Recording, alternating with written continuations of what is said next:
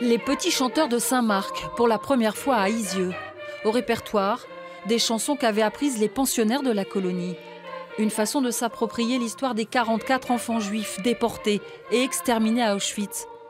Un refrain fait particulièrement écho au jour de la rafle, celui qu'ils ont chanté dans les camions de la Gestapo le 6 avril 1944.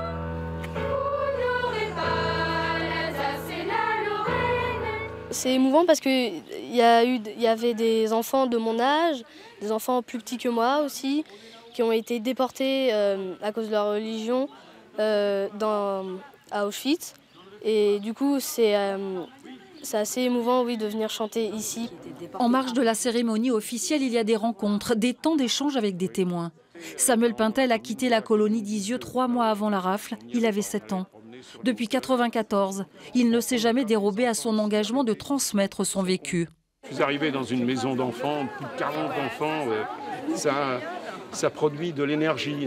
C'est fondamental, transmettre aux enfants, les faire réfléchir, s'interroger sur ce qui s'est passé, les raisons. Tant que les témoins sont encore là, ils peuvent s'exprimer.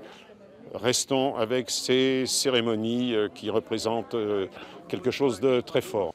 À Isieux, l'un des principaux lieux mémoriels en France de la Shoah, ce souvenir n'est jamais vain. Les commémorations ne servent pas à endiguer l'antisémitisme, ça c'est une évidence. Mais la commémoration d'aujourd'hui, par exemple, a été l'occasion de réaffirmer quand même, de façon assez solennelle, l'engagement de la République dans ce combat. Au mémorial des enfants juifs exterminés, l'histoire s'ancre dans la réalité de ces visages.